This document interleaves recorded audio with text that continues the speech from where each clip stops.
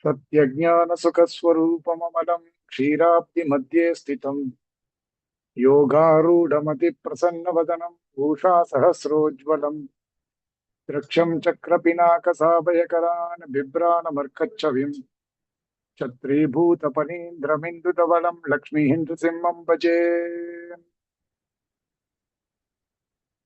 वेदान्तदेशिकयतीन्द्रकटाक्षलब्धत्रय्यन्तसारमनवद्यगुणं बुधाग्र्यं नारायणाद्यैतुर्यकृपाभिषिक्तं ஸ்ரீரங்கநாதயதிசேகரமாசிரயாமஹ. நான் பேசுறது கேக்குறதா? சுவாமி கேக்குறது கேக்குறதடி. Okay okay. எல்லாருக்கும் அடியனுடைய எல்லாருக்கும் சரி சரி ஓகே ஓகே. எல்லாருக்கும் அடியனுடைய பிரணாமங்கள். மியூட் எடுக்க வேண்டாம். எந்த சந்தர்ப்பத்திலையும் டவுட் இருந்தா பின்னாடி கேளுங்க. விபர்யா இது லட்சிய நிர்தேசா நேத்திக்கு பார்த்தோம். விபர்யோ மித்யாஜானம் அதத்ரூப பிரதிஷ்டம் அப்படின்னு 8வது சூத்திரம் பார்த்தோம். மித்யாஜானம்னா என்ன? வஸ்துவினுடைய உண்மையான ஸ்வரூபத்தை மறைத்து பொய்யான ஸ்வரூபத்தை, பொய்யான விஷயத்தை காட்டுவது என்பது மித்யா. அதுதான் மித்யாஜானம். பாதனானந்தரம் வியவஹார அஜனகம் எது அதத்ரூப பிரதிஷ்டம் தஸ்ய அர்த்தஸ்ய யத்ரூபம் பாரமார்த்திகம் ஸ்வரூபம் தத்ர அப்பிரதிஷ்டிதம் தது அனவகாகி அப்படின்றத நாம பார்த்தோம். இப்போ அத்தா ந விகல்பே அதிவியாப்தி. அதிவியாப்தினா என்ன? சொல்லப்படக்கூடியதான லட்சணமானது லட்சியத்தை காட்டிலும் மற்ற இடங்களிலும் பொருந்தினால் அது அதிவியாப்தி. இப்போ மித்யாஜானம் உண்மையான வஸ்துவை மறைத்து வேறொரு வஸ்துவை காட்டுவது. ஏன் இப்படி சொல்லணும்? வஸ்துவே இல்லைன்னு சொல்லிட்டு போயிடலாமோ இல்லையோ? அதுதான் மித்யா. இல்லாத ஒரு வஸ்துவை காட்டுவது என்பது மித்யா அப்படின்னு சொல்லிட்டு போலாமோ இல்லையோ? ஏன் உண்மையான வஸ்துவினுடைய உண்மையான ஸ்வரூபத்தை மறைத்து வேறு ஒரு வஸ்துவினுடைய ஆகாரத்தை ஆரோபித்து சொல்வது என்பது மித்யா அப்படின்னு ஏன் சொல்லணும் அப்படின்னு கேட்டால், விகல்பத்துல அதிவியாப்தி வரக்கூடாது. இப்ப விகல்பம் என்ன பின்னாடி சொல்ல போறார். சப்த ஜானானுபாதி வஸ்து சூன்யோ விகல்பா. 5 விதமான விருத்திகள்ல பிரமாணமாச்சு, விபர்யமாச்சு, அடுத்தது விகல்பம். இப்போ இந்த விகல்பத்தை பற்றி சொல்லும்போது அதை பார்த்தா நமக்கு இது புரியும். சப்த ஜானானுபாதி, சப்தம் இருக்கும், அந்த சப்தத்தினால ஞானமானது தொடர்ச்சியாக வரும், ஆனா வஸ்துவானது இருக்காது. இது விகல்பம். சாமான்யமா இப்ப தெரிஞ்சுட்டா தானே இந்த அர்த்தமானது நமக்கு புரியும். அதனால சாமான்யமா சொல்றேன். இப்போ வஸ்து இருக்கும், சப்தம் இருக்கும், சப்தம் ஞானத்தை உண்டு பண்ணும், ஆனால் அந்த ஞானத்தை கொண்டு வஸ்துவை நாம் தெரிந்து கொள்ள முடியாது. இப்ப முயல் கொம்பு இருக்கு, சசசிருங்கா அப்படின்னு சாஸ்திரத்துல ஒரு விவகாரம் இருக்கு. அத நாமும் விவகாரத்துல சொல்லிட்டு தான் இருக்கோம். வந்தியா புத்திரஹா அப்படின்னு சொல்றோம், மலடியினுடைய பிள்ளை அப்படின்னு. ககன குசுமஹா அப்படின்னு விவகாரம் இருக்கு. மரீச்சிகா இந்த விவகாரம் இருக்கு. மரீச்சிகாவாவது நம்ம கண்ணால பார்க்கிறோம், சொல்லக்கூடாது, சமிக்கணும். இப்போ சசசிருங்கா, ககன குசுமோ அல்லது வந்தியா புத்திரஹா இப்படி எல்லாம் விவகாரம் இருக்கு. ஆனால் ஒரு பொழுதும் நம்மால வஸ்துவ கண்ணால பார்க்க முடியாது. ஆகாய தாமரைய வியோமாரவிந்தத்தை கண்ணால பார்க்க முடியுமா? முடியவே முடியாது. சசசிருங்கத்தை பார்க்க முடியுமா? முடியாது.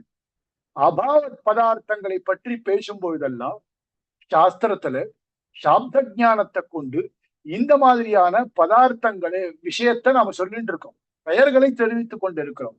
ஆனால் வஸ்து சூன்யம். இப்படிப்பட்ட வஸ்து சூன்யமாக இருந்து ஆனால் சப்தத்தினால் அந்த அறிவானது ஏற்பட்டால் அது விகல்பம் என்று சொல்லப்படுகிறது. இப்போ மித்யாவுக்கும் விபர்யத்துக்கும் விகல்பத்துக்கும் இருக்க வித்தியாசத்தை நாம பார்க்கணும். அயம் சர்ப்பா நேயம் ரஜ்ஜு அப்படின்னு விவகாரம் முதல்ல ஏற்படுறது. கயிற்றை பார்த்து இது பாம்பு அப்படின்னு சொல்றோம். அப்போ நேயம் ரஜ்ஜு அயம் சர்ப்பா இதான் ஞானம் ஏற்படுறது. இப்போ அயம் சர்ப்பா அப்படின்னா இது பாம்பு, இந்த ஞானம் முதல்ல நமக்கு ஏற்படுறது. இந்த ஞானம் தொலைந்து ஒருத்தருடைய வார்த்தையை கேட்டு இந்த ஞானம் தொலைந்த பிறகு நாயம் சர்ப்பா இயம் ரஜுரேவ அப்படின்ற ஞானம் ஏற்படுறது. இது கயிறு இல்லை, இது பாம்பு இல்லை, இது கயிறு தான் அப்படின்ற அறிவு ஏற்படுறது. இப்போ வஸ்து சூன்யம் இல்லை இந்த இடத்துல. அயம் சர்ப்பகான்ற ஒரு சப்த ஞானம் இருந்தது, இயம் ரஜ்ஜுன்ற ஒரு சப்த ஞானம் இருந்தது. இந்த இரண்டு சாப்த ஞானத்தை கொண்டு பார்க்கும் பொழுதும் வஸ்து சூன்யம் மித்யால இல்லை. எப்ப நான் அயம் சர்ப்பகான்னு பார்க்கிறனோ அப்ப சர்ப்பம் தெரிந்தது. எப்ப நான் இயம் ரஜ்ஜுன்னு சொல்றனோ அப்ப ரஜ்ஜு தெரிஞ்சது. எல்லாமே நம் கண்ணுக்கு தெரிந்த ஒன்றுதான், தெரியாத ஒரு விஷயத்த சொல்லவே இல்லை. அதான் நான் விகல்ப அதிவியாப்தி, இந்த லட்சணமானது விகல்பத்தில் பொருந்தவில்லை. ஏன்னா வஸ்து கண்ணுக்கு தெரிகிறபடியினாலே தஸ்ய பாதித்தத்வேபி கேஷாஞ்சித் பண்டிதானாம் வியவஹார ஜனகத்வாத். சுவாமி, இயம் ரஜ்ஜுன்றது பாதிக்கப்பட்டதல்லவா, அயம் சர்ப்பகான்றது தானே எனக்கு தெரிஞ்சுது. அப்ப அயம் சர்ப்பா அப்படின்றது பொய் தானே, இயம் ரஜ்ஜுன்றது தானே உண்மை. அப்படின்னால் இயம் ரஜ்ஜுன்ற வஸ்து உண்மையாக இருந்த போதிலும் அது பாதிக்கப்பட்டிருந்தது. பாதிக்கப்பட்டிருந்ததுன்னா பாத்திய பாதக பாவம். இந்த சாப்த ஞானம் பாத்திய பாதக பாவத்தை ஏற்படுத்திய இந்த சப்த ஞானமானது இரண்டு விதமான வஸ்துவையும் காட்டி கொடுத்தது. எப்போ பண்டிதனுடைய விவகார ஜனகத்துவம், பண்டிதனுடைய விவகாரத்தின் மூலமாக இயம் ரஜ்ஜுன்னு ஏற்பட்டது. பண்டிதனுடைய விவகாரத்தை கேட்பதற்கு முன்பு எனக்கு அயம் சர்ப்பகான்ற ஞானம் இருந்தது. நாபி சம்சயே. சரி சுவாமி, அப்படின்னா இது சம்சய ஞானமா? எனக்கு ஏற்பட்டது அயம் சர்ப்பகா அப்படின்ற ஞானமா அல்லது இயம் ரஜ்ஜுன்ற ஞானமா? இல்ல சர்ப்பமா ரஜ்ஜுவா ஸ்தானுர்வா புருஷோவா அப்படின்ற சர்ப்பமா ரஜ்ஜுவா அப்படின்ற சந்தேகமா? அப்படின்னா இங்க சம்சயம் இல்ல. ஏன் அப்படின்னா சர்ப்பமா ரஜ்ஜுவா அப்படின்னு எனக்கு கயிறா பாம்பா அப்படின்னு சந்தேகம் இருந்தது எனக்கு. இது ஒருவேளை கயிறா இருக்குமோ அல்லது பாம்பா இருக்குமோ அப்படின்னு நான் நினைச்சுட்டு உட்காந்துல 3/4 மணி நேரம் நேற்றுக்கு சொன்னா போல. நான் இது அந்த 3/4 மணி நேரமும் நான் பாம்புன்னு தான் நினைச்சிட்டு இருந்தேன். 3/4 மணி நேரத்துக்கு அப்புறம் ஒருத்தர் சொன்ன உடனே எனக்கு அது கயிறுன்றது உணர்ந்தேன். தஸ்யாபி லட்சியத்துவாத்து. லட்சியம் எது? சர்ப்பமா இருந்தாலும் அது லட்சியம். லட்சியம்னா எந்த வஸ்துவிற்கு லட்சணம் சொல்லுகின்றோமோ அது லட்சியம். சர்ப்பமா இருந்தாலும் அது லட்சியம், ரஜ்ஜுவா இருந்தாலும் அது லட்சியம். அதனால முதல்ல மித்யா ஞானம் ஏற்பட்ட பொழுது அயம் சர்ப்பஹா இது லட்சியம். அதே மாதிரி இயம் ரஜ்ஜுன்னு ஏற்பட்டாலும் அதுவும் லட்சியம்தான். அதனால இது சம்சயம் கிடையாது. இது 8வது சூத்திரம். நேற்றுக்கு அது பாக்கி இருந்தது பார்த்தோம். இப்ப இதுக்கு மேல 9வது சூத்திரத்தை பார்க்கலாம். சப்த ஜானானுபாதி வஸ்து சூன்யோ விகல்பா. சப்த ஜானானுபாதி வஸ்து சூன்யோ விகல்பா. சூத்திரத்தினுடைய அர்த்தத்தை தெரிஞ்சுக்கலாம். சப்த ஜானானுபாதி, இப்போ சப்தத்தை விஷயமாக உடைய ஞானத்தை அனுசரித்து அப்படின்னு அர்த்தம். இப்போ சசசிருங்கா அபாவ பதார்த்தத்தை பற்றி பேசும் பொழுது சாஸ்திரத்துல சசசிருங்கா அப்படின்னு சொல்லியிருப்பான். இப்போ லோகத்துல எங்கேயுமே பார்க்க முடியாத ஒரு பொருள் சஷசிருங்கம், வந்தியாபுத்திரன். இது ஒரு பிரசித்தமான ஒரு ஸ்லோகம் கூட இருக்கு. ஸ்லோகத்தினுடைய அர்த்தத்தை சொல்றேன். ஏற்கனவே அடியேன் நம்ம காலக்ஷேப கோஷ்டியிலையும் சொல்லியிருக்கேன் இதை நானு. ஒரு வந்தியாசுதன் தெருவுல போயின்னு இருக்கான். வந்தியாசுதன் தெருவுல போயின்னு இருக்கான். ரெண்டு கவிஞர்களுக்குள்ள போட்டி இது. யாரு அதிகமா, அதாவது எல்லோராலும் இதற்கு மேல் பொய்யே சொல்ல முடியாது அப்படின்ற போல ஒருத்தர் பொய் சொன்னார்னா அவர்தான் சிறந்த கவி அப்படின்னு அவளுக்குள்ள ஒரு போட்டி. அப்போ ஒருத்தர் சொல்றார், தெருவுல வந்தியாசுதன் போயின்னு இருக்கான். அவன் மரீச்சிகா ஜலத்துல குளிச்சுட்டு போறான். மிராஜ் மரீச்சிகா ஜலத்துல குளிச்சுட்டு போறான். கையில ஆகாய தாமரை வைத்துக் கொண்டிருக்கிறான். ஆகாய தாமரைன்னா ஆகாசத்துல வளர்ற தாமரை, வியோமாரவிந்தம், ககன குசுமம். ஆகாய தாமரைய கையில வச்சுட்டு இருக்கான். அந்த பூவை எங்க சூட போறான்? முயல் கொம்புல வைக்கிறதுக்காக போறான். சஷசிருங்கத்தினுடைய கொம்புல, சஷத்தினுடைய சிருங்கத்துல சுத்துறதுக்கு போறான். இதை காட்டிலும் ஒருத்தர் பொய் சொல்ல முடியுமா அப்படின்னு கேட்பார் அந்த கவி.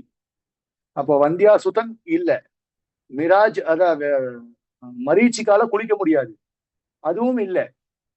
அப்புறம் வியோமாரவிந்தம் இல்ல, அதுக்கப்புறம் சஷசிருங்கமும் இல்ல.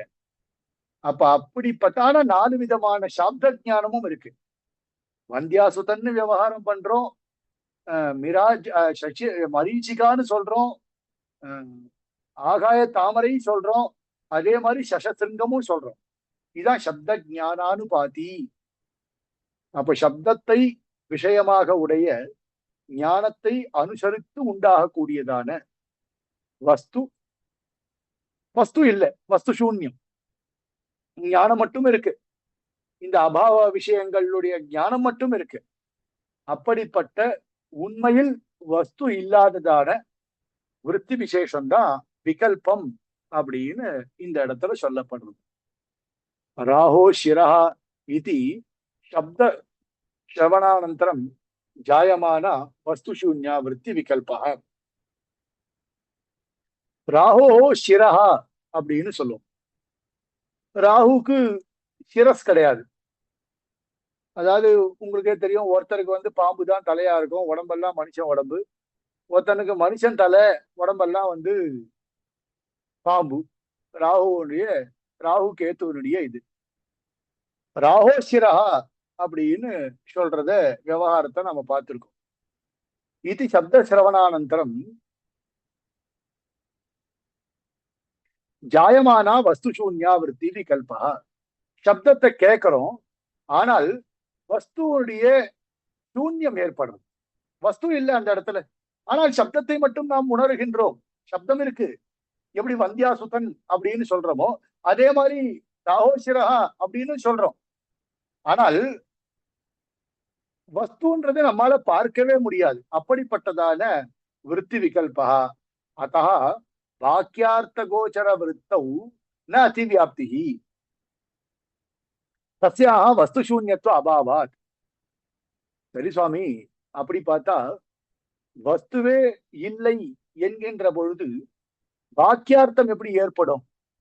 வஸ்து இருந்தால்தானே வாக்கியார்த்தம் ஏற்படும்.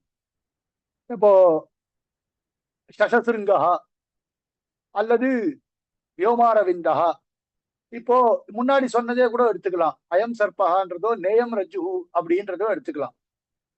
வாக்கியார்த்த விசாரத்துல வரும்பொழுது விருத்தம், இந்த விருத்தியில, இந்த செயல்கள்ல இப்போ சஷசிருங்கத்தை பட்சமாக்கி கொண்டு சில விசாரங்கள் பண்றோம்னு வச்சுக்கோங்க.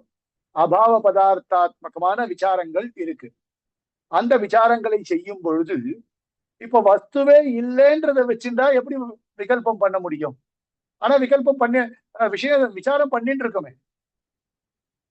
அப்போ வாக்கியார்த்த கோச்சர விருத்தௌ நாதிவியாப்தி, அங்க அதிவியாப்தியானது வராது.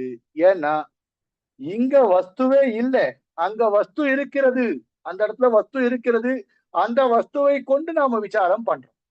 இப்ப தத்துவமசி அப்படின்னு இருக்கு. தத்து தொம் அசி. தச்சப்தம் என்பது நிர்குணமான பிரம்மத்தை பிரதிபாதனம் செய்வது. அடியே நான் விசிஷ்டாத்வைத வேதாந்தத்தை பத்தி பேசல இந்த இடத்துல. நேற்றைக்கே சொன்ன அத்வைத்தத்துடைய உதாரணங்களை அடியேன் இந்த இடத்துல தெரிவிக்கிறேன் அப்படின்னு நேற்றுக்கே சொல்லிட்டேன். தச்சப்தத்திற்கு நிர்குணமான பிரம்மம்.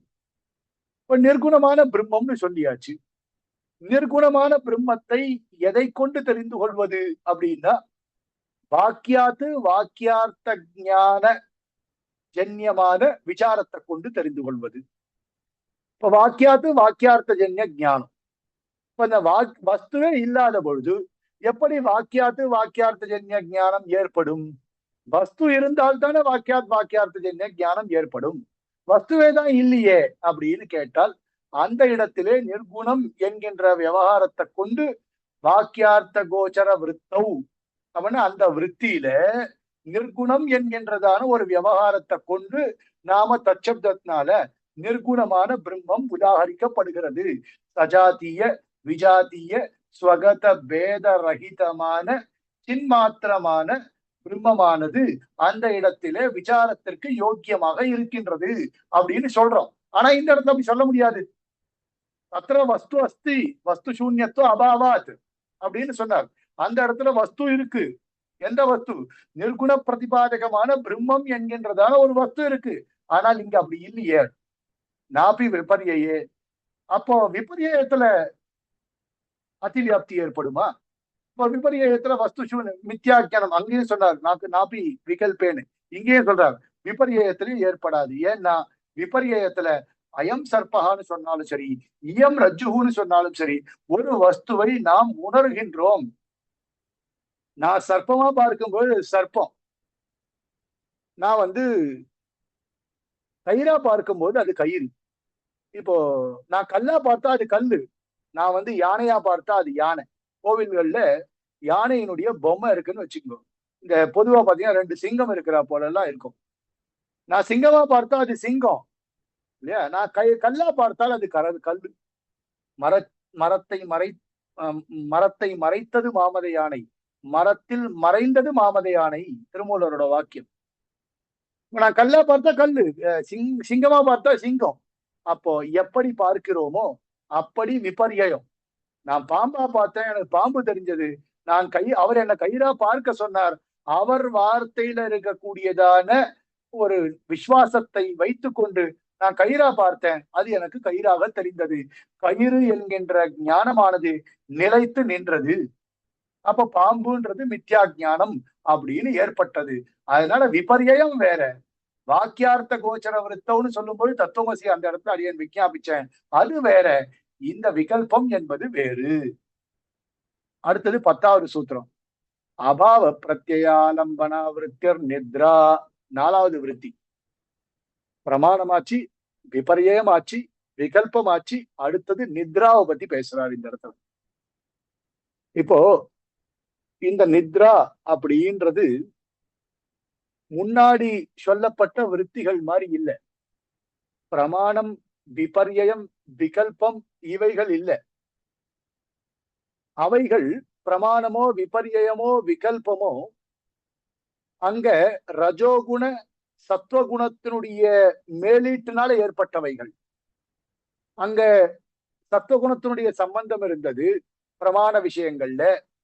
ரஜோகுணத்தினுடைய சம்பந்தம் தமோகுணத்தினுடைய சம்பந்தமும் இருந்தது. இப்போ விபரியமாகட்டும் விகல்பமாகட்டும் சத்துவகுணம் ரஜோகுணம் இவைகளுடைய சம்பந்தமானது இருந்தது. ஆனால் இந்த முன்னாடி சொன்ன விருத்திகள்ல இல்லாததான ஒன்று இங்க இருக்கின்றது. இது தமோகுணத்தினுடைய சம்பந்தம் மட்டும். தமோகுணத்தினுடைய சம்பந்தம் மட்டுமே இருக்கக்கூடிய ஆலம்பனா அப்படின்னா ஏற்பட்டதான விஷயத்தோட சம்பந்தம். விஷயம் என்ன? தமோகுணத்தினுடைய சம்பந்தத்தினால் ஏற்பட்டதான, தமோகுணத்தினுடைய மேலீட்டாலே, தமோகுண ஆதிக்கத்தினால விஷயத்தோட ஏற்பட்ட சம்பந்தம் என்பது இந்த இடத்துல ஆலம்பனா அப்படின்ற இந்த நித்ரா அப்படின்றது சொல்லப்படுறது.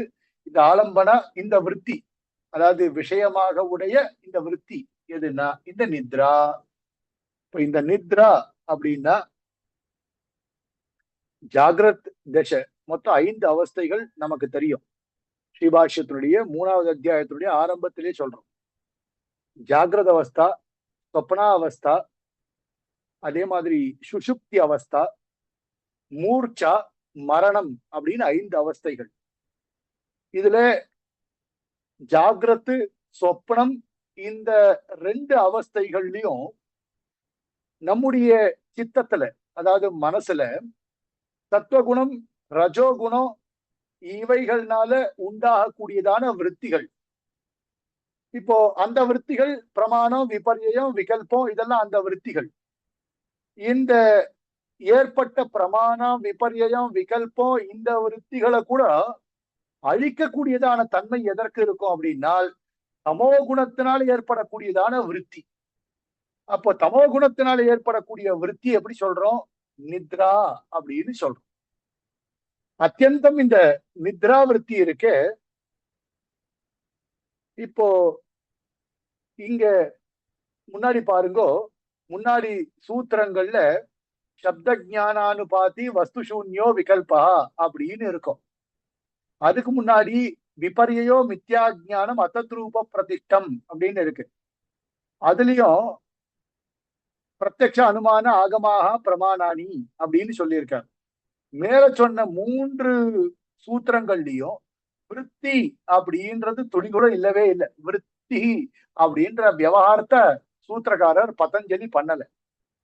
ஆனால் இந்த சூத்திரத்துல வரும்பொழுது மேற்சொன்ன விருத்திகளை காட்டி, அதாவது முன்னாடி சொன்ன விருத்திகளை காட்டிலும் இந்த விருத்தி அத்தியந்தம் பின்னா அப்படின்றத காட்டுறதுக்காகவே மறுபடியும் இந்த இடத்துல விருத்தி அப்படின்ற ஒரு பதஞ்சலி இந்த சூத்திரத்துல பிரயோகம் பண்ணியிருக்காரு. ஏன்னா அதனுடைய தொடர்ச்சியாக வரக்கூடிய விருத்தி தான். அப்படி தொடர்ச்சியாக வந்தாலும் கூட அவைகளை காட்டிலும் வேறாக இருக்கக்கூடியதான விருத்தி அப்படின்னு சொல்றார் இந்த இடத்துல. அபாவ பிரத்யாலம்பனா விருத்தி நித்ரா வஸ்து அபாவா பிரதீயதே யஸ்மின் ஆவரக்கே தமசி சதி தத் தமஹ அபாவ பிரத்யா.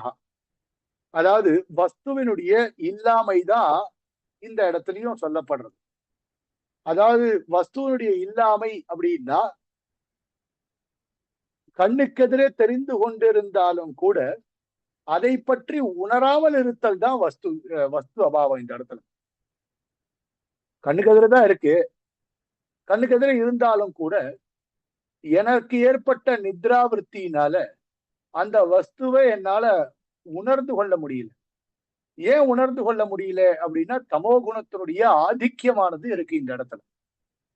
அதனால வஸ்து அபாவா பிரதீயத்தே யஸ்மின் ஆவரக்கே, எந்த இடத்துல, அதாவது ஆவரக்கே தமசி ததி, அதாவது தூங்கி எழுந்து கொள்கிறேன், தூங்கி எழுந்து கொண்டாலும் எனக்கு அந்த வஸ்துவினுடைய நினைவு என்பது துளியும் இல்லையோ, அப்படிப்பட்ட தத் தமோஹா அபாவ பிரத்யா இல்லாததற்கு காரணமாக இருக்கக்கூடியது.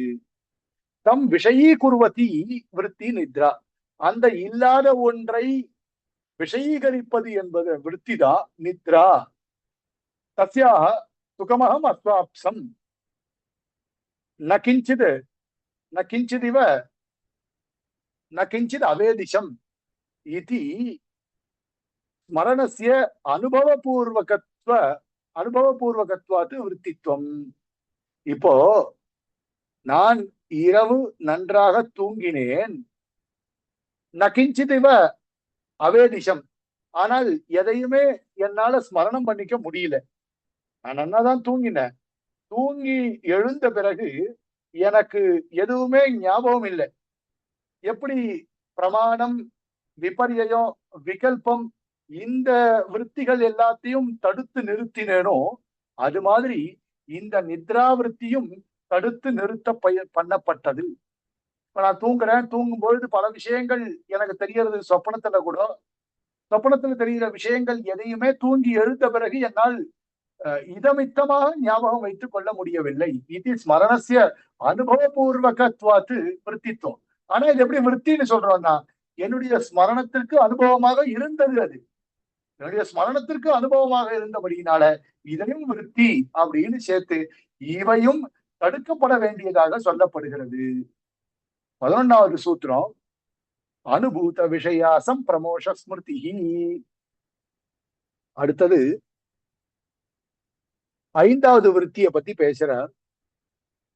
அனுபூத விஷய அசம்பிரமோஷ ஸ்மிருதி. இப்ப பிரமாணம், விபரியம், விகல்பம், நித்ரா ஆச்சு, அடுத்த ஸ்மிருதி.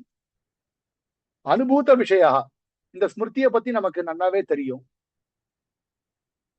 அனுபூத விஷயம் ஏற்கனவே நன்றாக அனுபவிக்கப்பட்டதான விஷயம். பூர்வானுபவஜன்ய சம்ஸ்கார மாத்திரஜன்யம் ஞானம் ஸ்மிருதி யதீந்திர தீபிகால வாசிச்சு இருக்கும். பூர்வானுபவஜன்ய, அதனால அனுபூத விஷயம், நன்றாக அனுபவிக்கப்பட்டதான விஷயம்.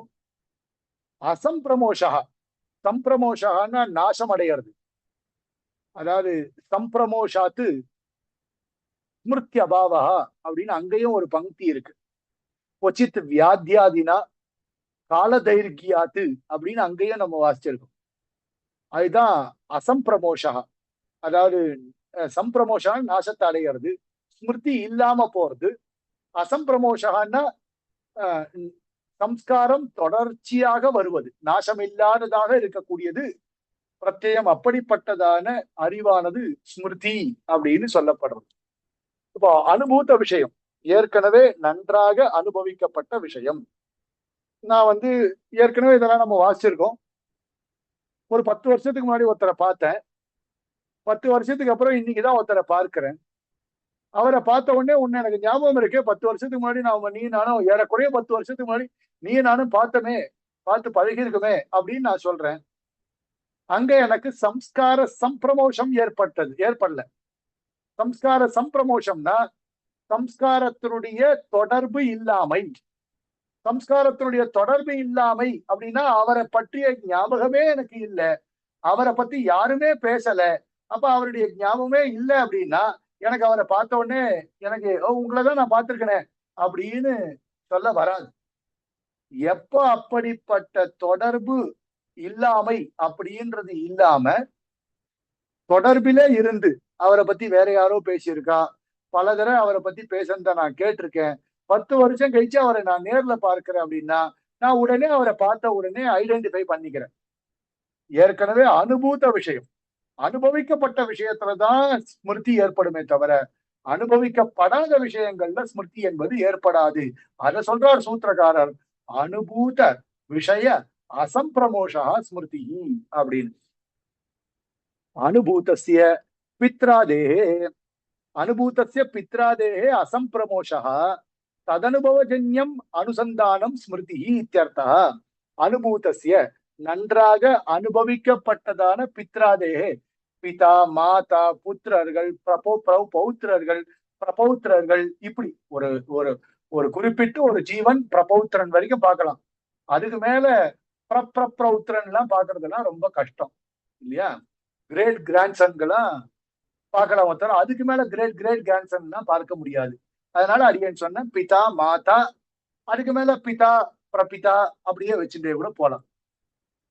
பிரபிதாமகா அது வரைக்கும் பார்க்கலாம் வச்சுங்களேன். அப்பா தாத்தா கொள்ளு தாத்தா, அதுக்கு மேல ரொம்ப ரேர் அதுக்கப்புறம் இருக்கக்கூடியது இப்ப சந்ததி. அதனால பித்ராதேஹே, அனுபூதஸ்ய பித்ராதேஹே. நான் எங்க தாத்தாவை ஒரு 20 வருஷம் கழிச்சு மறுபடியும் பார்க்கிறேன்னு வச்சுக்கோங்களேன், அசம்பிரமோஷா, அவரை பற்றியதான நினைவு எனக்கு தொடர்பு அற்று போல, தொடர்பு இல்லாம இல்லை, ஏதோ ஒரு விதத்துல தொடர்பு இருந்தது, போன்ல பார்த்தேன், ஜூம்ல பார்த்தேன், ஏதோ ஒண்ணு. அசம்பிரமோஷா ததனுபவ ஜன்யம் அனுசந்தானம், அந்த ஞானம் ஏற்பட்டபடியினால் அதனுடைய தொடர்ச்சியாக வரக்கூடியது என்பது ஸ்மிருதி இத்தியர்த்தா. ஏதேன விருத்தயா இத்தியாதி அனுபூத விஷய இத்தியந்தேன சூத்திர சப்தகேன த்விதீய சூத்திரகத விருத்தி பதம் வியாக்கியாதம் பவதி. இப்போ பாருங்க, யோக சித்த விருத்தி நிரோதா, சித்தவருத்தே நிரோதா அப்படின்னு அங்க நம்ம சொன்னோம். எங்க 2வது சூத்திரத்துல சொன்னோம். சித்தவருத்தே நிரோதா கர்த்தவியா சயேவ யோகா அப்படின்னு சொன்னோம். சித்தவருத்தியினுடைய நிரோதமானது பண்ணப்பட வேண்டும். அப்ப விற்த்தின்னா என்ன அப்படின்னு நமக்கு சந்தேகம் ஏற்பட்டது. அதனால என்ன சொன்னார், விற்த்தையா பஞ்சபையா கிளிஷ்டா அக்லிஷ்டா அப்படின்னு 5வது சூத்திரத்துல சொன்னார். விருத்தையா பஞ்சதையா 5 விதமான பூமிகளை கொண்டது இந்த விருத்தி. எது? பிரமாணம், விபர்யம், விகல்பம், நித்ரா, ஸ்மிருதி. இந்த 6வது சூத்திரத்துல பிரத்யக்ஷ அனுமான ஆகமாக பிரமாணானி அப்படின்றத காண்பித்து இப்ப இங்க 11வது சூத்திரம் வரைக்கும் அந்த விருத்திகளை பற்றி தெளிவாக தெரிவித்தார். அனுபூத விஷய அசம்பிரமோஷா ஸ்மிருதி ஏதேனா, இதன் மூலமாக விருத்தையா, அங்க 5வது சூத்திரத்துல சொன்னார் இல்லையா, விருத்தையா பஞ்சதையா கிளிஷ்டா கிளிஷ்டான்னு, அதன் தொடக்கமாக அதுல சொல்லப்பட்டது அனுபூத விஷய இத்தியந்தேன, அனுபவிக்கப்பட்ட விஷயங்கள் அப்படின்னு சொல்ற பர்யந்தம் சூத்திர சப்தகேன 5, 6, 7, 8, 9, 10, 11 7 சூத்திரங்கள். த்விதீய சூத்திரகத விருத்தி பதம் யோகசித்த விருத்தி நிரோதான்னு சொன்ன இடத்துல இருக்கக்கூடிய விருத்தி பதமானது இந்த இடத்திலே வியாக்கியானம் செய்யப்பட்டது. இதா அவசிஷ்டேன பாதேன, இதற்கு பிறகு பாக்கி இருக்கக்கூடியதான பாதங்கள் மொத்தம் 51 சூத்திரங்கள். அதுல 11 சூத்திரங்கள்ல விருத்திகளை பற்றி தெரிவித்தார். அதாவது முதல் சூத்திரம் சாஸ்திராரம்பம், 2வது சூத்திரம் லட்சணம். அந்த 2வது சூத்திரத்துல ஆரம்பிச்சு 11வது சூத்திர பர்யந்தம் விருத்திகளை பற்றி தெரிவித்தார். பாக்கி இருக்கக்கூடியதான 40 சூத்திரங்கள் இருக்கும் இல்லையோ, இதா இதுல இருந்து தொடக்கமாக அவசிஷ்டேன பாதேன, பாக்கி இருக்கக்கூடியதான பாதத்தின் மூலமாக நிரோத பதம் அர்த்தாத்து வியாக்கியாயத்தே இதி திரஷ்டவியம். இப்ப நிரோத பதம் அதாவது தடுக்கப்பட வேண்டியவைகள் அப்படின்னு சொன்னார். நிரோதவ்யானாம் விருத்தினாம் விசேஷமாக முன்னாடி பார்த்தோம். தடுக்கப்பட வேண்டியதான விருத்திகளுடைய விஷயங்களை தெரிவிக்கின்றேன் அப்படின்னு சூத்திரக்காரர் தடுக்கப்பட வேண்டியதான விருத்திகள் அப்படின்னு சொன்னார். தடுக்கப்பட வேண்டியவைகள் சரி, விருத்திகளை பார்த்தாச்சு. தடுக்கப்பட வந்த வேண்டியவைகள்னு சொன்னீங்க அப்படின்னா என்ன அர்த்தம்? தடுக்கப்பட வேண்டியவைகள்னா என்ன? ஏன் தடுக்கணும்? எதற்காக தடுக்கணும்? எப்படி தடுக்க வேண்டும் அப்படின்ற கேள்விகள்லாம் வருமோ இல்லையோ, அதற்கெல்லாம் பதில் சொல்றார்.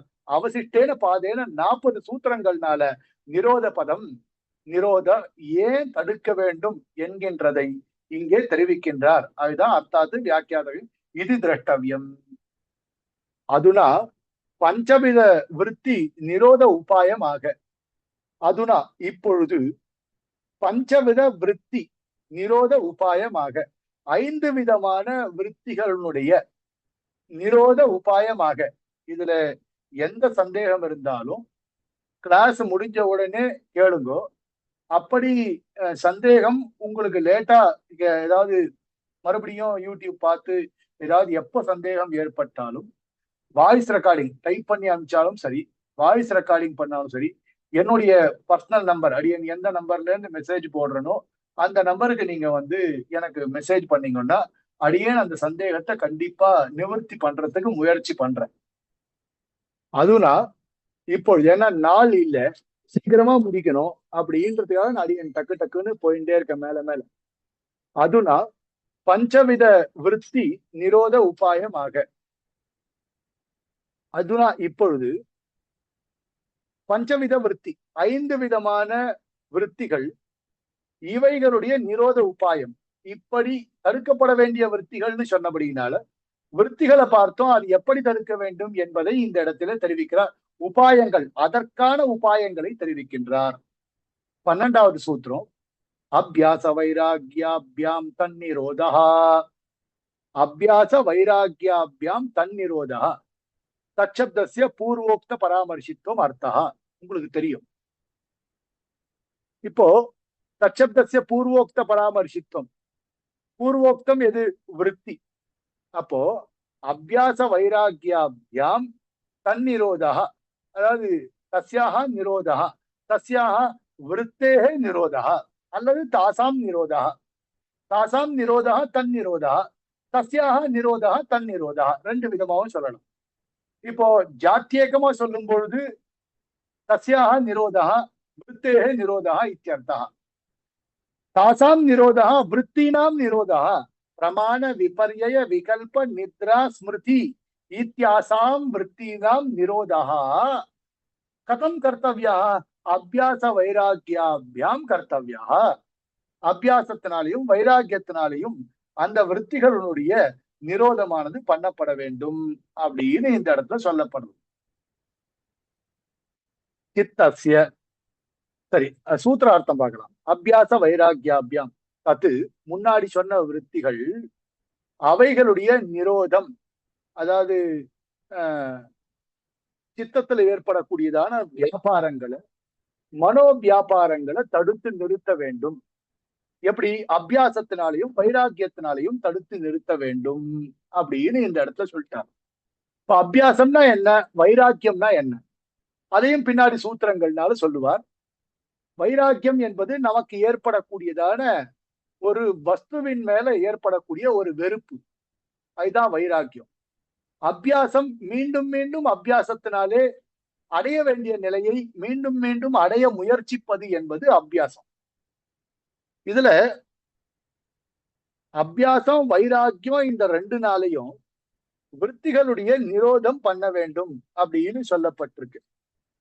இப்போ வைராக்கியத்தினால் நிரோதம் பண்ணலாம், அபியாசத்தினால எப்படி நிரோதம் பண்ணணும் அப்படின்றத நம்ம தெரிஞ்சுக்கலாம்.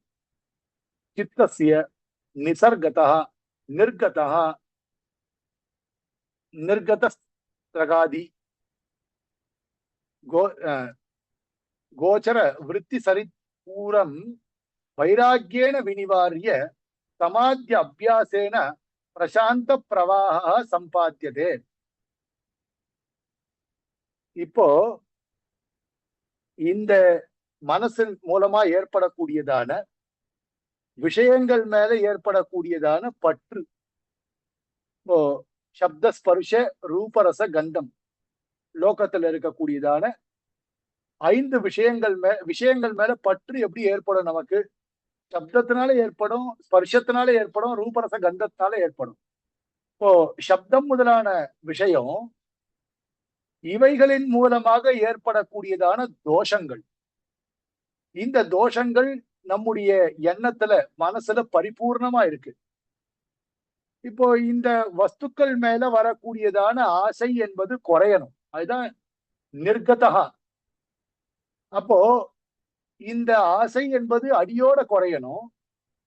நமக்கு இந்த அடியோட ஆசை குறையணும் அப்படின்றதுக்காக நாம வைராக்கியத்தை மீண்டும் மீண்டும் பண்றோம், வைராக்கியத்தை வளர்த்துக்கிறோம். எது? வஸ்துவின் மேல ஏற்படக்கூடியதான வைராக்கியம். அந்த வைராக்கியத்தினால லௌகிக விஷய சுகங்கள்ல பற்று ஆனது குறையறது. அப்படி குறையிறபடியினால நாம என்ன பண்றோம், எது குணமா இருக்கோ அதை மீண்டும் மீண்டும் பற்றுவதற்கு நினைக்கிறோம். இப்ப எனக்கு ஒண்ணுத்து மேல தப்பான விஷயங்கள் மேல ஆசை குறைஞ்சி நல்ல விஷயங்கள் எது இருக்கோ அது மேல எனக்கு ஆசை ஏற்படுறது. இப்ப லௌகிக விஷய சுகங்கள் மேல எனக்கு ஆசை துளியும் இல்லை. நான் என்ன பண்றேன், நேரடியா பகவான் மேல என்னுடைய ஆசையை நான் வளர்த்துக்கிறேன். இப்ப பகவான் மேல எனக்கு அபியாசத்தின் மூலமாக ஆசை வளர வளர, ஏன்னா எல்லாருக்குமே ஆசை இருக்கு, ஆசை இல்லாதவா யாரு இருக்கா? எறும்பு கூட ஆசை இருக்கு, சக்கரை கிட்ட போகணும்னு. சக்கரை எங்க இருக்கோ அங்க எறும்பு கூட போய் நிக்கிறது, எங்க சக்கரை இருக்கோ அங்க தேடி போறது எறும்பு. அதே மாதிரி நாமளும் தேடி போகணும். எங்க தேடி போகணும்? பகவான் திருவடி வாரத்துல தேடி போகணும். அப்போ எனக்கு அபியாசம் பகவத் திருவடி, பகவானுடைய திருவடியில தான் அபியாசம்.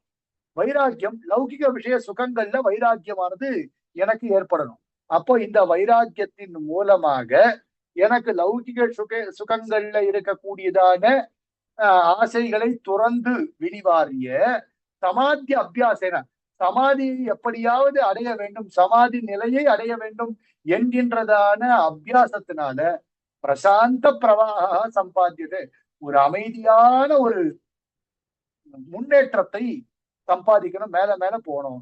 அதான் அது உபய நிபந்தனா நிரோதா. எப்படி இருந்தாலும் அபியாசத்தினாலையும் வைராக்கியத்தினாலையும் கண்டிப்பாக நிரோதமானது ஏற்படும், தடுப்பானது ஏற்படும். எப்படி அபியாசத்தினாலையும் வைராக்கியத்தினாலையும் தடுப்பு ஏற்படும்? வியாக்கியானத்துல ஒரு கதை சொல்றா இந்த இடத்துல. நம்ம சாஸ்திரங்கள்ல வைராக்கியத்துக்கு சொல்லப்பட்டதான ஒரு கதை. ஒருத்தன் பல நாளா சாப்பிடவே இல்லை, பட்டினி, பயங்கரமா பசி அவனுக்கு. அந்த மனுஷன் என்ன பண்றான், காட்டு வழியா போயின்னு இருக்கான். அங்க ஒரு தோட்டத்தை பார்க்கிறான். தோட்டத்தை பார்த்து, ரொம்ப அழகா இருக்க தோட்டம் அது. அந்த தோட்டத்துக்கு மத்தியில அழகா ஒரு குடில், ஒரு வீடு இருக்கு. அந்த வீட்டினுடைய திண்ணையில ஒரு பெரிய திண்ணை, அந்த பெரிய திண்ணையில வாழை இலை போடப்பட்டிருக்கு. வாழை இலையில பல வகையான தின்பண்டங்கள் இருக்கு. எக்கச்சக்கமான சாப்பிடுற ஐட்டம், ஏகப்பட்ட சாப்பிடுற ஐட்டம், அறுசுவையுடன் கூடியதான சாப்பிடுற ஐட்டம் இருக்கு. இவனுக்கோ பல நாள் சாப்பிடல, இவனோ பல நாள் சாப்பிடல, பயங்கரமான பசி இவனுக்கு. அப்படி இருக்கும் பொழுது இவன் என்ன பண்றான், கடகடன்னு ஆசை அதிகமா போயிடுச்சு. சாப்பாடு இருக்கு, பல நாள் பட்டினியா இருக்கான், சாப்பாடு கண்ணுக்கு எதிர இருக்கு. நேர போய் அந்த ஆகாரத்தை எல்லாத்தையும் கையில எடுத்து வாயில போட்டுக்க ஆசைப்படுறான். அப்படி வாயில போட வரும்போது ஒருத்தன் வந்து தடுத்து நிறுத்தி, இத போய் சாப்பிடுறியே நியாயமா இது? இதுவோ ஒரு காடு, அடர்ந்த காடு. இந்த இடத்துல கண்ணுக்கு எட்டின தூரம் வரைக்கும் யாருமே கிடையாது, மனுஷா நடமாட்டமே இல்லை. இந்த இடத்துல இருக்கக்கூடியதான ஒரு தென்னையில வாழலை போட்டு அதுல பல தின்பண்டங்கள் இருக்குன்னா அதுல விஷம் இருக்காதா? அதுல தோஷம் இருக்கும்ல. அந்த விஷம் இருந்தா விஷம் விஷம் கலந்ததா இருந்தா நீ என்ன பண்ணுவ? அதை போய் சாப்பிடுறியே, நீ ஒரு மூடனா? அப்படின்னு சொன்னால் அத அதை கேட்ட உடனே அந்த அன்னத்தை இதம் அன்னம் தோஷயுக்தம் அன்னம் அப்படின்னு நினைச்சு கைய உதறிட்டு எழுந்து வந்தால் அது வைராக்கியம். அப்படி கணக்க கைய உதறிட்டு எழுந்து வராம பரவாயில்ல என்ன வேணா ஆட்டம் அப்படின்னு சொல்லி, சுவாமி எனக்கு இப்ப பசிக்கிற சுவாமி, அவ்வளவுதான் சுவாமி, போய் சேர்ந்தா சேர்ற சுவாமி அப்படின்னு சாட்டான்னா அதுக்கு பேர் வைராக்கியம் கிடையாது. நாம தெரிஞ்சுக்க வேண்டிய விஷயம் என்னன்னா, லௌகிக விஷயங்கள்ல எவ்வளவுதான் பற்று இருக்கும், எத்தனையோ விஷயங்கள் நமக்கு பிடிச்சதா தான் இருக்கும்.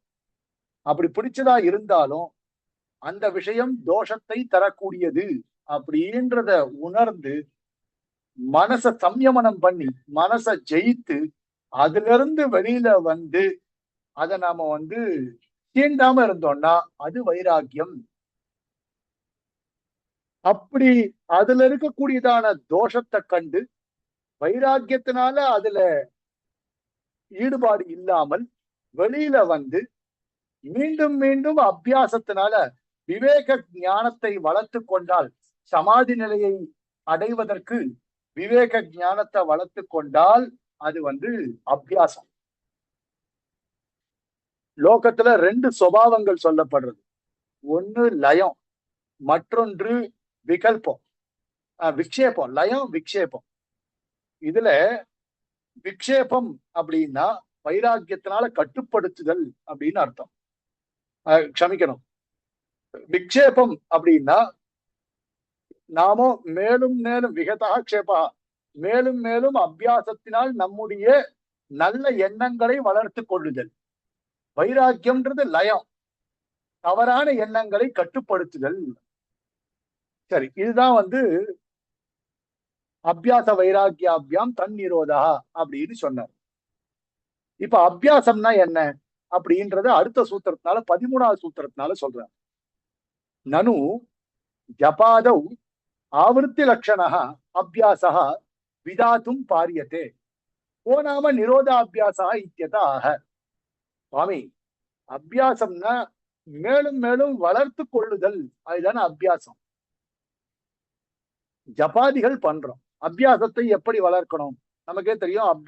அபியாசேனது கவுந்தேய அப்படின்னு அர்ஜுனன் பெருமாளை பார்த்து கேட்ட சஞ்சலம் ஹி மனகிருஷ்ணா அப்படின்னு கேட்ட உடனே இவர் சொல்றார் அபியாசேனது கவுந்தேய அப்படின்னு. அபியாசத்தினாலதான் வளர்த்து கொள்ள முடியும். அப்ப ஜபாதிகள் தான் நம்ம பண்றோம். அந்த ஜபாதிகளின் மூலமாக ஆவருத்தி லட்சணா, மீண்டும் மீண்டும் மீண்டும் ஒரு விஷயத்தை மறுபடியும் மறுபடியும் ஆவருத்தி செய்து கொண்டே அந்த விஷயத்தை பற்றியதான ஞானத்தை வளர்த்து கொண்டு அதன் மூலமாக சமாதி நிலையை நாம் அடைகிறோம். இதை நம்ம பார்த்துட்டு இருக்கோம் லோகத்துல. அப்படித்தான் அபியாசா விதாத்தும் பாரியத்தை, எல்லாருமே அப்படித்தானே அபியாசத்தை வளர்த்து கொள்கிறார். அபியாசம் என்பது மேன்மேலும் வளரக்கூடியது. ஆனா நீ என்ன சொன்ன, அபியாசம் என்பது நிரோதம்னு சொன்ன. சுவாமி ஒட்டவே இல்லை. அபியாச வைராக்கியாபியாம் தன் நிரோதா விருத்தினாம் நிரோதா அபியாசேன கதம் கிரியதே. விருத்திகளுடைய நிரோதமானது அபியாசத்தினால எப்படி பண்ண முடியும்? அபியாசம் என்பது மேலும் மேலும் வளர்தல் தானே. தடுக்கிறதுக்கு யாரா அபியாசம் பண்ணுவாளா? அதுதான் வைராக்கியம். சரி, இப்போ அபியாசத்தினால எப்படி தடுக்க முடியும் அப்படின்னா, கோணாம நிரோதாபியாசா நிரோதே அபியாசா, தடுப்பதில் எப்படி அபியாசம் என்று சொல்லப்படுகின்றது அப்படின்னு கேட்டால் அதற்கான அர்த்தத்தை சொல்றார் இந்த இடத்துல 13வது சூத்திரத்துல. தத்ர ஸ்திதௌ யத்னோபியாசா, தத்ர ஸ்திதௌ யத்னோபியாசா. தத்ர ஒரே ஒரு நிமிஷம் யாரோ மியூட் போடல. சத்யநாராயணன் தயவு செய்து மியூட் போடுங்க பிளீஸ். மியூட் எடுக்காதீங்க எக்காரணத்தை கொண்டோம். அப்படியே தயவு செய்து மியூட் போடுங்க பிளீஸ். இல்லைன்னா நான் இந்த காரியம் தான் பண்ணணும். சரி, ஓகே, ஒரு நிமிஷம்.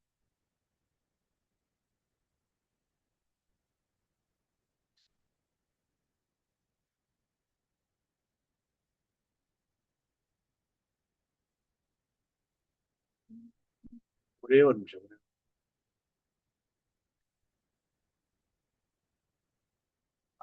ஓகே. तत्र स्थितौ यत्नोऽभ्यासः, तत्र तयोर्मध्ये स्थिति, तयोर्मध्ये स्थिति नैश्चल्यं, स्थितिः नैश्चल्यं निरोधः। तत्र कर्मणि द्वीपिनं हन्ति इतिवत् निमित्तार्थे अयं सप्तमी। एवञ्च स्थितिनिमित्तकः यत्नः मानस उत्साहः स्वत एव बहिप्रवाहशीलं चित्तं सर्वथा निरोत्स्यामि इत्येवं विध उत्साह आवर्त्यमानः अभ्यासः इत्युच्यते। स्वामी, இப்போ விக்ஷேப விருத்தி ரஜோகுணத்தினால வளரும். எப்படி சித்தத்துல ரஜோகுணத்தினால விக்ஷேப விருத்தி உண்டாகும், தமோ குணத்தினால லய விருத்தி உண்டாகும். இந்த விருத்திகள் ரெண்டும் குறைஞ்சி ஏகாகிரதா, மனது ஒருநிலைப்படுத்துதல் அப்படின்ற விருத்தியானது செயலானது உண்டாகணும். இப்ப என்ன சொன்னார் பாருங்க, அபியாசம்னா என்ன? தத்ர தயோர் மத்தியே, தயோர் மத்தியே அப்படின்னா அபியாச வைராக்கியம், இந்த ரெண்டு அபியாசம் வைராக்கியம் இந்த ரெண்டுத்துக்கு நடுவுல ஸ்திதிஹீன இருப்பு, நைஷ்டல்யம்னா மனது இந்த பக்கமும் அந்த பக்கமும் செல்லுதல் என்பது சல்யம். மனசு இப்படியும் நினைக்கும், மனசு அப்படியும் நினைக்கும், இதை செய்யலாமா அதை செய்யலாமா ரெண்டுமே தோணும். அப்போ நைர்சல்யம் அப்படின்னா இந்த பக்கமும் அந்த பக்கமும் நழுவாமல் ஓரிடத்திலேயே நிற்பது. இப்போ தத்ர நிரோதா, அந்த இடத்துல நிரோதமானது சொல்லப்படுகிறது. இப்படியே அப்படியும் நழுவாமல் ஓரிடத்திலே இருப்பு என்பது இந்த இடத்துல நிரோதம் அப்படின்னு சொல்லப்படுறது. அப்போ எது தடுக்கப்படுகிறது? இந்த பக்கமும் அந்த பக்கமும் நழுவாமல் இருப்பது தடுக்கப்படுகிறது. இந்த பக்கம் அந்த பக்கம் நழுவாம ஓரிடத்திலே இருக்கணும், இல்ல ஏகாகிரதா வளரணும். அப்ப ஏகாகிரதா வளரணும் என்பதற்காக ஓரிடத்திலிருந்து மற்றொரு இடத்திற்கு நழுவாமை என்பது இந்த இடத்திலே சொல்லப்படுகிறது. அத கர்மணி தீபினம் ஹந்தி அப்படின்னு சொல்றா இந்த இடத்துல சாஸ்திரத்துல. அதுவும் சப்தமியார்த்தம் தத்ர ஸ்திதௌ அப்படின்னு சொல்லப்பட்டிருக்கு. ஸ்திதௌ அப்படின்றது ஸ்திதியோட சப்தமி ஏக வச்சனம். அந்த இருப்பில் அப்படின்னு சொல்லப்பட்டிருக்கு. நிமித்தார்த்தே அப்படின்னா காரணபூத அர்த்தத்துல இந்த சப்தமியானது சொல்லப்பட்டிருக்கிறது. ஸ்திதி நிமித்தகா, அதாவது இருப்பு என்பது ஓரிடத்தில் இருக்க வேண்டும். அந்த இருப்பை தக்க வைத்துக் கொள்வதற்காக யத்தனகா, யத்தனகான முயற்சி. என் புத்தி சமாதி நிலையை அடைவதில் மட்டும்தான் இருக்கணும். என் புத்தி என் குல தெய்வமா இருக்கக்கூடியதான தேவாதிராஜன் மேல மட்டும்தான் இருக்கணும் அப்படின்னா மற்ற விஷயங்கள்ல இருக்கக்கூடாது, லௌகிக விஷயங்கள்ல இருக்கக்கூடாது. இப்ப அபியாசம் நான் பண்ணணும், தேவாதிராஜன் விஷயத்துல மட்டும்தான் என்னுடைய புத்தி இருக்கணும். அப்படிப்பட்டதான எத்தனா முயற்சியானது எப்ப நான் பண்ணுவேன்? மானச உற்சாகம் வந்தா பண்ணுவேன். மனசுல அவன் விஷயமான எண்ணங்கள் எனக்கு அதிகமா வந்துட்டே இருக்கணும். எப்பவுமே தேவாதிராஜன் விஷயமான எண்ணங்கள் அதிகமாக இருந்திருந்தால் மனதுல ஒரு உற்சாகமானது பிறக்கும். அப்ப பிறந்தால் ஸ்வதேவ பகிப்பிரவாகசீலம் சித்தம் சர்வதா நிரோத்ஸ்யாமி. அப்போ தானாகவே வெளியிலே வேகமாக ஓடக்கூடியதான என்னுடைய மனதை சர்வதா நிரோத்ஸ்யாமி, எப்பொழுதுமே தடுத்து நிறுத்துவேன் அப்படின்ற ஒரு எண்ணம் தான் வைராக்கியம். முதல் நாளே வருமா?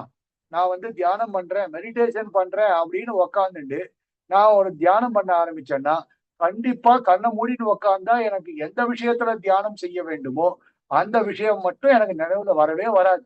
அதை தவிர்த்துட்டு என்னை சுத்தி யார் என்ன பண்றா, எங்க போறா, நேத்துக்கு ஒருத்தரை பார்த்தனே, இன்னைக்கு ஒருத்தரை பார்த்துட்டு இருக்கேன், நாளைக்கு ஒருத்தரை பார்க்க போறேன், இது என்ன ஆச்சு, இந்த மாசம் சம்பளம் எவ்வளவு வரும், எப்ப வரும், 4ஆம் தேதி ஆயிடுச்சு, 8ஆம் தேதி ஆயிடுச்சு, இப்படியே புத்தி தான் இருக்கும்.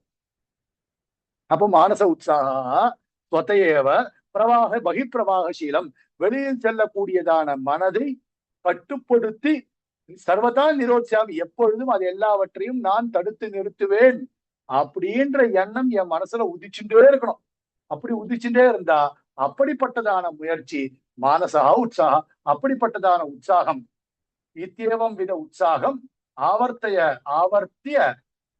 ஆவர்த்தியமான அபியாசா, மறுபடியும் மறுபடியும் மறுபடியும் இந்த உற்சாகத்தை நான் வளர்த்து கொண்டே செல்வது என்பது அபியாசம் அப்படின்னு சொல்லப்படுகிறது. அதுக்கு மேல 13வது சூத்திரத்துக்கு மேல நனு அத்தியதன அபியாசா ஸ்வயம் அதிருட சன்னு அநாதி சஞ்சித வியுத்தான சம்ஸ்காராத்து கதம் அபிபவா இத்தி ஆசங்கிய ஆக. சுவாமி, இப்ப நான் சொன்னேன் அதேதான் ஒரு கேள்வி. சுவாமி, நான் அபியாசம் பண்ண ஆரம்பிக்கிறேன். ஆனா இன்றைய காலகட்டத்துல அபியாசம் என்பதெல்லாம் தொடர்ந்து வர்றதுன்றது ரொம்ப கஷ்டம். ஏன் அப்படின்னா என்னுடைய கர்மாக்களின் அடிப்படையில தான் அபியாசம் என்பது தீர்க்கமா இருக்குமா அல்லது சங்குச்சிதமா இருக்குமா அப்படின்றதையே முடிவு பண்ண முடியும். அத்தியதன அபியாசா, இன்றைய காலகட்டங்கள்ல நான் அபியாசம் பண்றேன் அப்படின்னு உக்காந்தன்னா ஸ்வயம் அதிருடசன், அது திடமா இல்லை. மனோ வைராக்கியம் அப்படின்றதை என்னால வளர்த்து கொள்ள முடியல. செல்ஃப் டிசிப்ளின் அது ரொம்ப கஷ்டமான ஒரு விஷயம். ஒருத்தர் சொல்லி நான் கேள்விப்பட்டேன், ஒரு இடத்த படிச்சேன். செல்ஃப் டிசிப்ளின் எங்க வளரும் அப்படின்னா நம்முடைய ஹங்கர்ல தான் செல்ஃப் டிசிப்ளின் வளரும் அப்படின்னு நான் கேள்விப்பட்டேன், படிச்சிருக்கேன். எது சுய ஒழுக்கத்தை எங்கு நாம் வளர்த்து கொள்ளலாம், அபியாசத்தை எங்க நம்ம வளர்த்து கொள்ள முடியும்? சாப்பிடுறதுல எதை சாப்பிடுறோம் அப்படின்றது ரொம்ப முக்கியம். பசி இருக்கும் பொழுது எதை சாப்பிட வேண்டும்? ஆகார சுத்தம் சத்துவ சுத்தி, சத்துவ சுத்தம் திருவாஸ்மதி. ஆகார சுத்தி ரொம்ப முக்கியம். எதை சாப்பிடுகின்றோம் அப்படின்றது ரொம்ப முக்கியம். அப்போ என்னுடைய சுய ஒழுக்கம் எங்க வளரும்னா ஹங்கர்ல வரும்.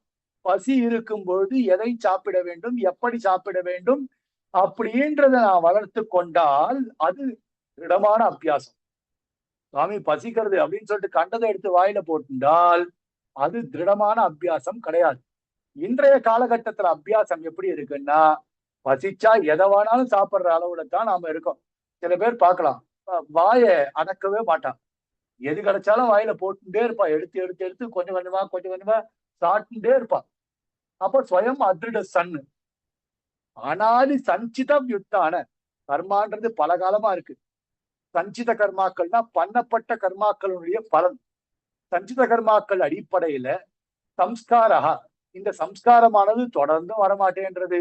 பல தடங்கல்கள் இருக்கு. ஏன்னா நல்ல காரியங்கள் பண்ணா 3 விதமான தடங்கல்கள் வரும்னு சாஸ்திரம். கர்த்தா, கர்மா, சாதனம், இப்படி பல தடங்கல்கள் ஏற்படும். கர்த்தாவினால தடங்கள் ஏற்படும், கர்மாக்களினால தடங்கள் ஏற்படும், சாதனத்தினால தடங்கள் ஏற்படும். இப்படி சம்ஸ்காரம் அப்படின்றது வளரவே வளராது. சம்ஸ்காரோஹி நாம காரியாந்தர யோக்கியதாகரணம் அப்படின்னு இருக்கு ஸ்ரீபாட்ச பங்கி. சம்ஸ்காரம் அது வேறு ஒரு காரியத்திற்கு யோக்கியத்தையே உண்டு பண்ணுதல், அது பண்ணவே பண்ணாது இன்றைய காலகட்டத்துல. கதம் அபிபவே, எப்படி நான் வெளிப்படுத்துவேன், என்னை எப்படி நான் வெளிப்படுத்துவேன், அபியாசத்தை எப்படி வெளிப்படுத்துறது அப்படின்னு கேட்டால் அதுக்கு பதில் சொல்றார். தத்து தீர்க்க கால நைரந்தரிய சத்கார அசேவித்தோ திருடபூமி அப்படி. தத்து தீர்க்க கால நைரந்தரிய சத்காரா சேவிதோ திருட பூமி. இப்போ சத்து தீர்க்க கால, சத்துன்னா நினைச்சா ஒரு நாள்ல வந்துடும். அது அந்த அபியாசமானது தீர்க்க காலமா இருக்கணும். அதாவது இன்னைக்கு திங்கக்கிழமை, ஞாயிற்றுக்கிழமை பண்ண ஆரம்பிச்சு திங்கக்கிழமை வந்துடும் அது. அப்போ தீர்க்க காலம் எத்தனை வருஷங்களா பண்ணணுமோ அத்தனை வருஷங்களா அந்த அபியாசத்தை கடைபிடிக்கணும். தீர்க்க கால நீண்ட காலமாக இருக்கக்கூடிய நைரந்தரியம் ரொம்ப முக்கியம். இந்த திங்கக்கிழமை பண்ணிட்டு அதுக்கப்புறம் அடுத்த திங்கக்கிழமை பண்ணி எவ்ரி திங்கக்கிழமை நான் வந்து அபியாசம் பண்ணலாம் அப்படின்னு வச்சுட்டு இருக்கேன் அப்படின்னால் அது நடக்கவே நடக்காது இல்லையா? வைகுண்ட ஏகாதசிக்கு ஒரே ஒரு நாள் மட்டும் நான் நிர்ஜலமான உபவாசம் இருக்கிறேன் அப்படின்னு ஒரு சங்கல்பம் பண்ணிட்டு மத்த 11 ஏகாதசிலையும் நல்லா சாப்பிட்டா 12வது ஏகாதசி வைகுண்ட ஏகாதசி வரும்பொழுது நம்மால கண்டிப்பாக நிர்ஜல உபவாசம் இருக்கவே முடியாது. ஏன்னா 8 மணிக்கெல்லாம் பசிக்க ஆரம்பிச்சிடும். அப்போ தீர்க்க கால நீண்ட காலமாக இருக்கக்கூடிய நைரந்தரிய இடைவிடாமல் சத்காரியம், சத்கார அப்படின்னா ஒரு ஸ்ரத்த இருக்கணும். இந்த காரியத்தை செய்தே தீர வேண்டும்ன்ற ஸ்ரத்த கண்டிப்பா இருக்கணும். அந்த ஸ்ரத்த ஆசேவிதா, அதாவது அந்த ஸ்ரத்தைய நாம பல வழியில பழக்கிக்கணும். நான் ஏகாதசி அன்னைக்கு நிர்ஜல உபவாசம் இருக்கேன் அப்படின்னு முடிவு பண்ணேன்னா பல வழியில என்னுடைய சாப்பிடுற ஒரு கிரைட்டீரியாவை நான் என்ன பண்ணணும், குறைச்சிக்கணும். எல்லா விதத்திலையும் நான் வந்து பழகிக்கணும் அதுக்கேத்தா போல. அப்ப அதுக்கேத்தா போல பழகி கொண்டால் மட்டும்தான், பலவிதமான பழக்கப்பட்டால் ஏற்பட்டா மட்டும்தான் திருட பூமிக்கு திடமான ஒரு விசுவாசமானது எனக்கு அதிலே ஏற்படும் அப்படின்னு இந்த இடத்துல சொல்லப்படுறது. எதி திவசைஹி மாசைஹி வா சமாதி சம்சித்தியம் வாஞ்சேத், பல நாளாவோ பல மாசங்களாலோ சமாதி சம்சித்தியம் வாஞ்சேத், சமாதி நிலையை அடைவதற்கு வாஞ்சேத் விரும்பினீர்கள் என்றால் ததா வித்தியமானாக சத்வாராக ஏவ வேதாக, இருக்கக்கூடியதான 4 விதமான விஷயங்கள் எது? தான் அத்யேதும் கதஸ்ய மாணவகஸ்ய 5 திவசாக அதீதாக நாத்யாப்யசௌ சமாகதாக இதி மூட வச்சனானுசாரியேவ அயம் யோகி சியாத். நான் வந்து அந்த விஷயங்களை தெரிந்து கொள்வதற்காக முயற்சி செய்கிறேன். என்ன முதல்ல நான் வந்து தான் அத்யேதும் கதஸ்ய, அதை நன்றாக தெரிந்து கொள்வதற்காக கதஸ்ய மாணவகஸ்ய, அதாவது சென்ற ஒரு மாணவன், அதுவும் இந்த மனிதன் இந்த விஷயம் இருக்க, இது ஒரு கதை. இந்த மனசு இருக்க அது வந்து ஒரு காளைய போன்றது. இந்த எருது மாடு இருக்கோ இல்லையோ, அதை வயல்ல ஓட விட்டா அது போய் ஓடிட்டே இருக்கும். அத மாதிரி பொலி எருது அப்படின்னு சொல்லுவாங்க கிராமங்கள்ல. அது ஓடிட்டே இருக்கும். அத நாம வந்து அடக்கணும்னா ரொம்ப கஷ்டம். அது நம்ம கட்டுப்பாட்டுக்கு வரவே வராது. இந்த மனசுன்றது அப்படிப்பட்டதுதான். நாம அத இஷ்டப்படி சாந்தமாக்கி வண்டியில கட்டி தன்வசப்படுத்தணும்னா அதுக்கு பயங்கரமா முயற்சி பண்ணணும். எவனொருவன் அப்படி கஷ்டப்பட்டு அதை அடக்கி வண்டியில பூட்டிட்டானோ, அதாவது கையில கடிவாளத்தோட மனசை அடக்கி கையில கடிவாளத்தோட வச்சுட்டு இருக்கானோ, அவன் அதை கண்டபடி அலைய விடமாட்டான், எங்கேயுமே அலைய விடமாட்டான். வண்டியில கட்டும் பொழுது அது பயங்கரமா பிரச்சனை பண்ணும். அவ்வளவு சீக்கிரம் மாடு வந்து அடங்கி வண்டியில கட்ட முடியாது. அதே மாதிரிதான் நம்ம மனசும் அவ்வளவு சீக்கிரம் நம்ம கட்டுப்பாட்டுக்கு வரவே வராது. எங்கெங்கேயோ எந்தெந்த மாதிரியோ அது செயல்படும். அவ்வளவு சீக்கிரம் கட்டுப்படுத்த முடியாது. அப்போ கட்டுப்படுத்த முடியாத ஒரு விஷயத்தையும் கூட எப்படி அவன் மாட்டை அடக்கி கட்டியே தீருவேன் அப்படின்னு கட்டுறானோ. இதுக்கு வேற ஒரு உதாரணம் கூட சொல்லலாம். இந்த பைப்பு உடைச்சுன்னு வச்சுக்கோங்களேன், அதுல வந்து கர்ச்சிப் சுத்தி துணியை சுத்தி அடைக்க முயற்சி பண்ணுவான். எப்படி இருந்தாலும் அந்த ஜலத்தினுடைய போர்ஸ்ல பிச்சுன்னு தான் அடிக்கும். அதை போட்டு கஷ்டப்பட்டு நிறுத்தி அதுல தண்ணி சொட்டாம டைட்டா கட்டுறதுக்கு பாருங்க, அது அவ்வளவு கஷ்டம். அதே மாதிரியே இந்த மாட்டை கஷ்டப்பட்டு அடக்கி சங்கிலிய போட்டு கயிற்றை போட்டு அந்த வண்டியோட கட்டுவான். முயற்சியை விடவே மாட்டான். அப்போ ஏதாவது பண்ணி அது என்ன பண்ணுவான்னா அதை அடக்கி அந்த மாட்டை கட்டுவான். அதுவும் அதுக்கப்புறம் பழக பழக பழக சாந்தமாயிடும். சாந்தமான உடனே அதை வழி கொண்டு வருவான். இந்த ட்ரைனிங் டாக்ஸ் எல்லாம் பார்க்கலாம். இந்த ட்ரைனிங் டாக்ஸ் எல்லாம் முதல்ல அடங்கவே அடங்காது. அது அதை கஷ்டப்பட்டு அவன் என்ன பண்ணிடுவா, மெது மெதுவா மெது மெதுவா அதை அடக்கிடுவா. அடக்கின பிறகு அது விசுவாசத்தோட இருக்கும். இவன் என்ன பண்ணுவான், நான் ஒரு விஷயத்தின் பின் செல்லாமல் இந்த நல்ல விஷயங்களுக்கு பின் செல்வேன் அப்படின்றத முடிவு பண்ணிட்டான்னா, நான் இன்னைக்கே வர முடியாது, அதிலிருந்து மெது மெதுவாகத்தான் நான் வெளிவர முடியும் அப்படின்னு சொல்லி அதுல இருந்து சம்பத்சரைஹி ஜென்மபிகிவா, பல வருஷங்கள் ஆகட்டும், பல ஜென்மாக்கள் ஆகட்டும், தீர்க்க காலம் யோகா அசேவிதவ்யா, அப்போ பல நாள் அவன் யோகத்தை செய்தே தீர வேண்டும். ததாச்ச மரியத்தை கீதா வாக்கியமும் இருக்கு. அநேக ஜென்ம சம்சித்தா ததோ யாதி பராங்கதிம், பல ஜென்மாக்களாக ஏற்பட்டதான ஒரு முயற்சியின் மூலமாக பராங்கதிம் நல்ல கதியை இவன் அடைகிறான். எதி சிரமாசேவியமானோபி விச்சித்ய ஆசேவியத தர்ஹி உற்பத்தியமான யோக சம்ஸ்காரः சமனந்தர பாவித விச்சேத காலி நைர்வித்யான சம்ஸ்காரைஹி அபிபூயேரன். சரி, இது வரைக்கும் இருக்கட்டும். ஏன்னா இது கொஞ்சம் வேற விஷயம்.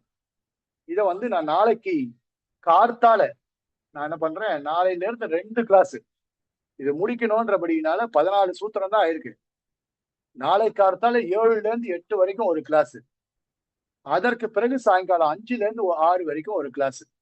அப்போ செவ்வா புதன் 2 நாளுமே 4 கிளாஸ் வச்சுட்டு நாளை கார்த்தால இப்போ 15வது சூத்திரத்துல இருந்து 25வது சூத்திரம் அந்த மாதிரி வச்சுட்டு சாயங்காலம் ஒரு 35 சூத்திரம் முடிச்சுட்டா கூட மறுநாள் நம்ம ஒரு 15 சூத்திரத்துல 16 சூத்திரத்துல மறுநாள் முடிச்சிடலாம். கூடுமான வரைக்கும் இந்த 5 நாட்கள்ல இது முடிஞ்சிடும். கண்டிப்பா முடிக்கணும், கர்த்தவியம் இருக்கு இல்லையா, அதனால முடிச்சுடலாம். இதோட இந்த கிளாஸை நான் பூர்த்தி பண்ணிக்கிறேன். இதுக்கப்புறம் நம்ம அடுத்த நாளைக்கு காத்தால 7 மணிக்கு பார்க்கலாம் இந்த கிளாஸ்ல.